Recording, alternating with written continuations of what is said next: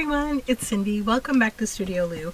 I am here today with Thrifty Thursday, Thrifty Canucks. You can check below in my description box to see the links to the lovely YouTube channels who created those thrifty YouTube collabs. I got a little thrift haul today. I think I went to like 2 different places.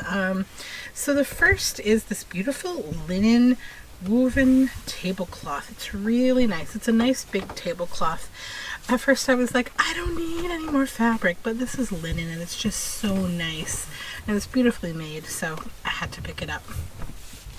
Next is this book, Frogs, Their Wonderful Wisdom, Follies and Foibles, Mysterious Powers, Strange Encounters, Private Lives, Symbolism and Meaning. So I moved down a little so you can see it. So I have a project that I already started some time ago that's like a folio kind of, or a lap book that I was working on.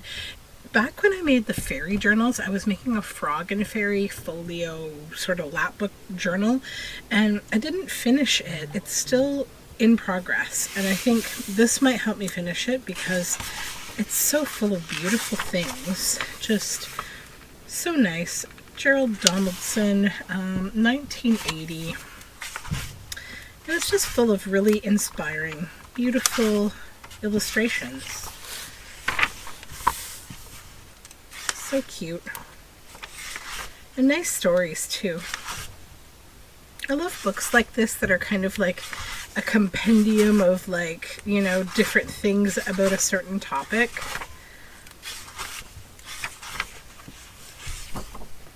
I also really like the end papers. Super cute.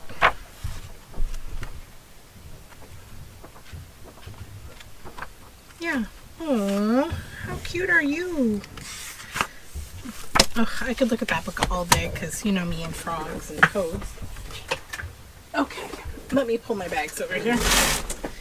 So the next thing I got is this little handbag. It's kind of a very dark navy blue, almost black, I think. And I like that it's kind of gruff and grungy. It's like, it's certainly been around. I paid like, I think $1.25 for this because it was half off.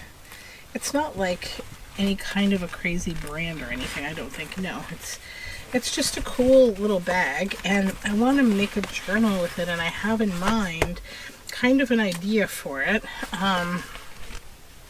So yeah, that's going to be a fun process, and I'm going to be distressing it and probably painting it. I haven't decided yet, but it's going to be an experiment.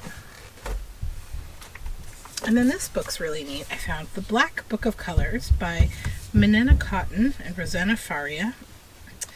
This won a Best Illustrated Children's Book Award.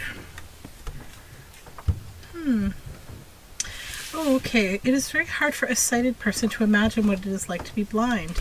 This groundbreaking, award-winning book endeavors to convey the experience of a person who can only see through his or her sense of touch, taste, smell, or hearing. Raised black line drawings on black paper, which can be deciphered by touch, accompany a beautifully written text describing colors through imagery. The text is translated into Braille so that the sighted reader can begin to imagine what it is like to read by touch, and there is a full Braille alphabet at the end of the book. First published in Mexico, The Black Book of Colors won the New Horizons Prize at the Bologna Children's Book Fair in 2007. It has since been published around the world and has been universally praised for its unique and innovative approach. Yeah, this book just appealed to me as soon as I saw it. I didn't even know the story, but yes, surely enough, there's Braille here. So here we have, I don't know if you can hopefully see in the glare, there's Braille up here. See it in the light of the glare? Thomas says that yellow tastes like mustard, but is as soft as a baby chick's feathers. And then here, hopefully in the glare, you can see there are feathers. See them? How interesting. And I know that myself as a sighted person, I'm not purely able to experience this book like someone who is not sighted would, but it's still quite interesting. Red is sour like unripe strawberries and as sweet as watermelon. It hurts when he finds it on his scraped knee. So interesting. Brown crunches under his feet like fall leaves. Sometimes it smells like chocolate, and other times it stinks. So there's fall leaves here. And how interesting, you know, to think about brown. Sometimes it smells like chocolate, other times it stinks. Like, what a direct way of talking about something, right? Blue is the color of the sky when kites are flying and the sun is beating hot on his head. And then we have a kite here. But when clouds decide to gather up and the rain pours down, the sky is white. And we have all these raindrops here. Hopefully you can see those. I know it's a bit hard, but the glare is actually helpful in this case. And when the sun peeks through the falling water, all the colors come out, and that's a rainbow. So we have the feathers, the strawberries. So neat. Oh,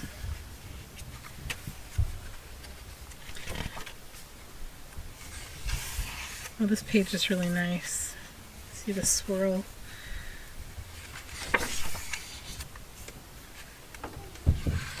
Really cool. I'm moving it up so you can see the blades of grass, the strawberry, grasshopper, and flowers there. And then at the back, here is the Braille alphabet. So there's the alphabet, and then underneath it in Braille. And here it says Braille alphabet in Braille. What a cute book. Very nice. And then this book I found. It's a Time Life book, French, about plants that are from bulbs. Where's this receipt from? 2015, Saint Laurent. I don't know. Some French bookstore. It is a French book, and the first bit is like a bit of photography, a bit of lore of flowers and such, you know, some of these kind of drawings. A little bit of instructional kind of stuff. This book, did I tell you the year? I should look and tell you that. 1977. So a bit of lore and history of flowers. Little photography type stuff.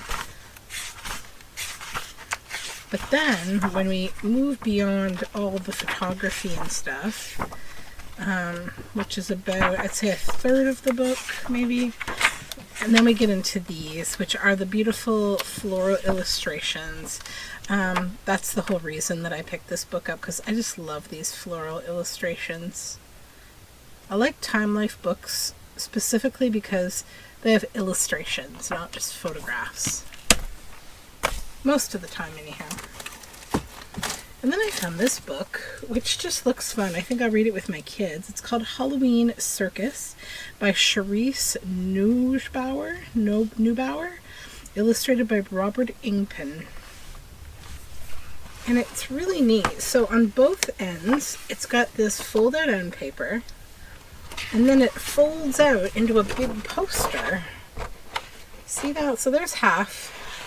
Now I'll move this up and you can see the bottom half with like a griffin and a cat. So yeah, it looks pretty neat to me. You are invited midnight to dawn.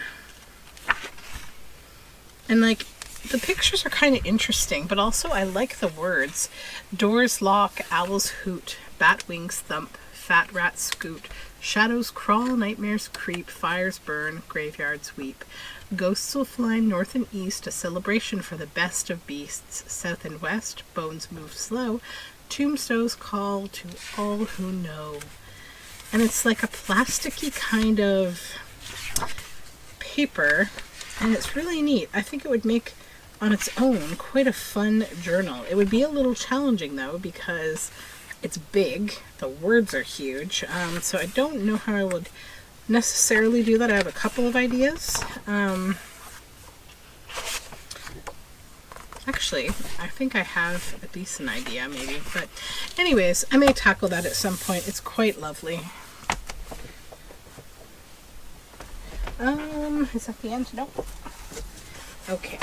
Then we have The Pied Piper of Hamelin by Robert Browning, illustrated by Kate Greenaway, which is the whole reason that I got the book. And it's the same on the inside. How pretty is that? I think this book is from England, printed in Great Britain. Let me see the year here. It does not have a year, but that's okay. It has beautiful illustrations. It is the story of the Pied Piper of Hamelin. But I got it for the fussy cutting and all these beautiful images. I'm quite a fan of Kate Greenaway.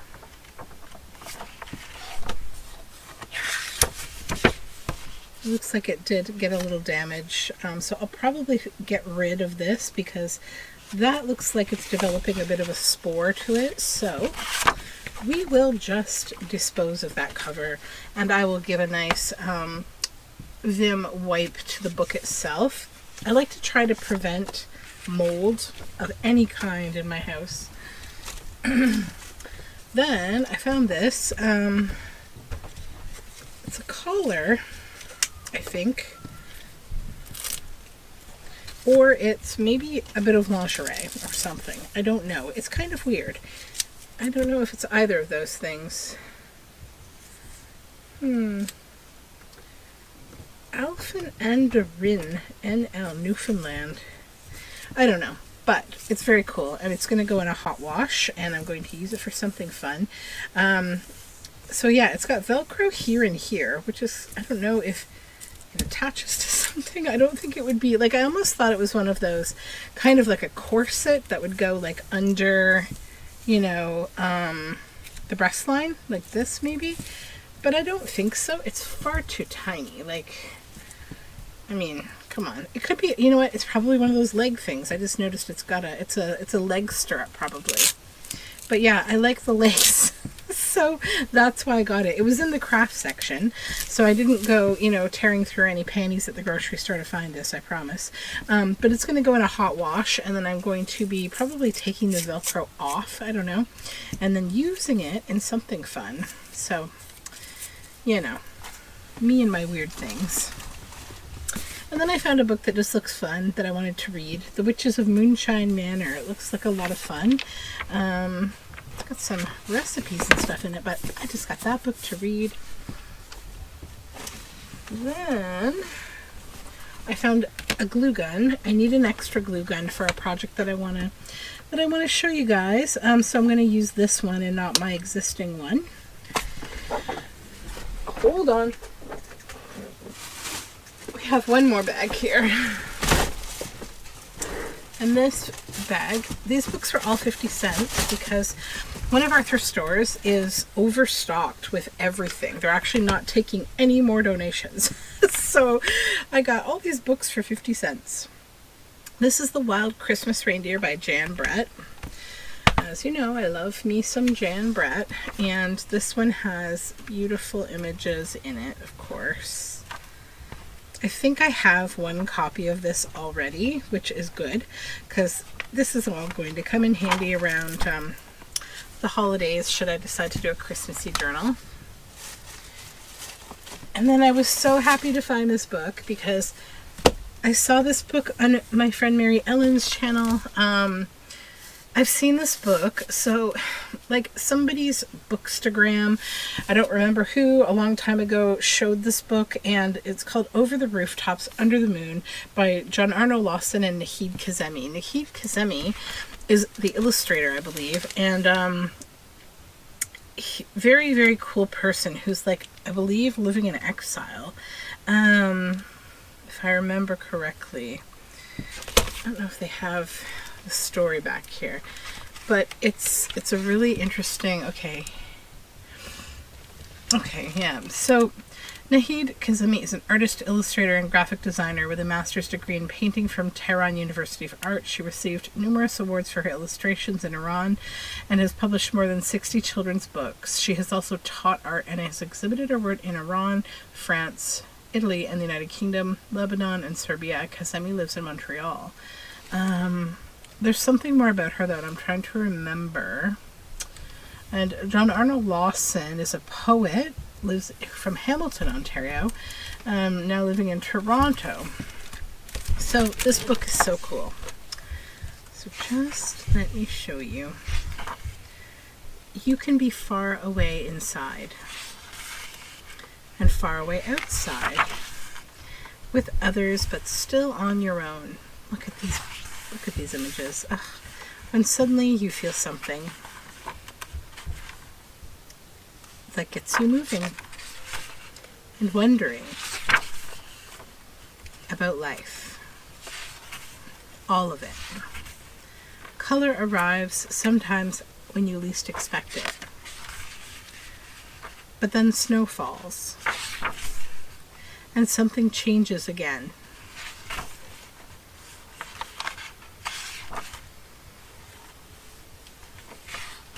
So it's quite existential.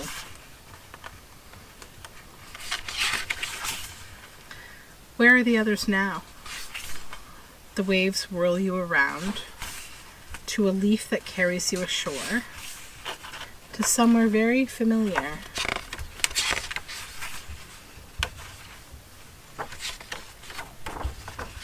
Inside and outside, alone and together,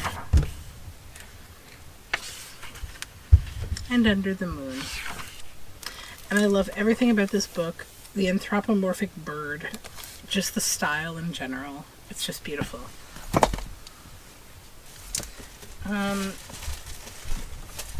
And then I found this book called Tuesday by David Weissner. It's got Tuesday here. It's just a nice book on its own. It has this beautiful, from the library of Helen T. Evans inside, of June 1995. This book itself is from 1991. Yeah. And look at this frog. Come on, it's frogs. So again, if you're sensing a theme here, I love these frogs. There's no real words in this book. It's just, there's timestamps of what's happening in this whole frog adventure here. They're trying to figure it out, and now it's the pigs that are flying around. So just a cute book. Great pictures. And then this book, I guess this is concreting the fact that I'm going to be doing something Christmas this season, a celebration of Christmas. So I thought I need like one compendium of Christmas. Like I was talking earlier about compendium type books with that frog one. Well, this is a Christmas one, and it's got really nice pictures in it. So, you know, you see this, right? This is the one I'm allowed. I'm not allowed to get any more. This is from 1980. I love the illustration style of this book. It's amazing. It's got all the things that I need, like interesting Christmas kind of lore and beautiful illustrations, you know, little black work things like this candle here, stories. It's got like good antique illustration, poetry, you know, little how-tos and all sorts of stuff that I can use to create Christmas stuff, and lots of things that are awesome for fussy cutting. Like that's another, like look, these are like perfect, like paper decoration type pages, you know. It's got some of the more scary Santas. I do enjoy a scary Santa. I think my only Christmas book I did last year was like a horror Christmas book. And yet you stay here with me. I do appreciate you. Look at these trees. Aren't they wonderful? Yes. So yeah, this is a really cool book. It's got lots of good stuff. Lots of tables and music. Stockings. Is this a Time Life book? I don't know. Nelson, Canada. I guess not. No. It feels very like a Time Life kind of book, but it's not. Okay, then. Oh. Where is it? There it is. There it is. Look at this book. The Slant Book by Peter Newell. I think this is cute. I love that it's on a slant. That'd be fun, right? Fun journal. It's by Peter Newell. This uphill work is slow indeed, but down the slant, note the speed. Tuttle Publishing, Tokyo, Rutland, Vermont, Singapore. Interesting. I don't have a date in here. I guess there's no copyright page. Interesting. The Slant Book was first published in 1910. It was one of several written and illustrated by American artist Peter Newell, 1862 to 1924. He was a portrait artist, and of all things he used crayons, showing the contrast of the success achieved in the past with the use of today's great variety of illustrating media. He also illustrated Lewis Carroll's Alice in Wonderland and Through the Looking Glass and Mark Twain's Innocents Abroad, as well as his own Topsies and Turvies,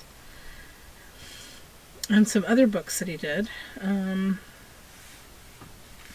So the actual slanted pages of the book contribute to the illusion of a hill down which the cart is accidentally set adrift. And it's got this really... I hope you see this. Like, okay, so let me show you just a transition of these pages. It's very funny. So we see a baby cart, right? Like going down a hill. This baby who looks totally wild-eyed. In fact, everybody in the picture looks wild-eyed. And then he hits this guy, this officer, and the officer just launches into the air, which I quite love. And then he hits another cart, and then, he's breaking a water pipe, he's knocking a lady over who had a basket of something, and he's just like terrorizing the whole town. He goes through a drum. I pretty much love this. And I love that he looks like a complete crazy person the whole time. He's like on a teeter-totter. There goes the newsboy. We've got a dog attached to the handle now. And we have a lady here, a robust lady here sitting on his lap. Now he's pulling a mule and a man. He's in a tennis net picking apples. He's knocked a man over in a really funny pose in watermelons. It's just a total book of trouble, and I love it. We have an artist with his head through his canvas now. There's a cow's bum. There's a cow jumping over him. Fisherman being knocked into the water. Now he's on a haystack. So yeah, there's a whole story that's poetic that goes along with this book, but I think it's really cute. So yeah, I don't know yet what I'll do with that. But I think it would be a really funny and fun journal. Then I found these cards. It's a game of hearts. I haven't even opened them yet. I don't know what the cards even look like, but it was a quarter, so I'm not exactly going to be angry if they're not that great. Okay, let's see. They're modern, of course. Oh, but they're cute. Yeah. A little owl. And a mousey with a cupcake. And a bunny with a carrot. They're kind of modern, but they're quite cute. Little birdies. We could do some modifying of such a card. Yeah, kind of cute. Yeah, those are adorable. And then the book that constantly finds me, and I can never not get it. I'll never not get it. Port Fliet's Gnomes, of course. Reen Port Fliet. This is the nice one with the golden gnome on the front. If you've been around for a while, you'll know that I did a series of gnome journals and used a lot of the things here. This one's from 1976, and I do love this book immeasurably. It's just an amazing book. You can't not love it. It's got a little bit of gnome nudity, which I actually love. It's like very funny. I remember the first time I ever saw this book in my little tiny library when I was a kid. I was like, oh, because, you know, it looks like it's you know, looks like a children's book, and I was an avid reader as a kid. I lived in a very tiny little town, little village, and I think I read most of the books in that library, and when I found that one, I remember being like a little bit like, okay. Then I found a Quentin Blake book called Lovelykins, and it is the cutest book. I can't recall the story. I think I've read this book before, and it's like this lady's pushing around Lovelykins here, who's this bird in a carriage. It's a really cute story that I think would be a lovely journal, a storybook journal for sure, because it's just this woman just loving on this bird named Augustus. And I really do like Quentin Blake's illustration.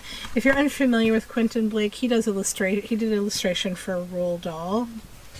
Many of Roald Dahl's books have been illustrated by him. And then we have a My Little Pony book, Embers. It's a color forms book, which means that it used to have the little color form stickers, things that you'd stick on there. But this book is going right into my pile of things that I'm processing currently for the retro 80s 90s journals. They will be coming soon. I'll probably start doing videos on them because I'm at the point where I've actually broken down all the books, separated out all the signatures, all the folios. I've got them all in a big box right now, and I've been looking at them and thinking about them, but I haven't gotten into action in a little while on them. And that's it, guys. That is the thrift haul. So hopefully you saw some cool stuff and you enjoyed it, and that is it for me. Until next time, may the thrifting fairies be with you. Bye for now.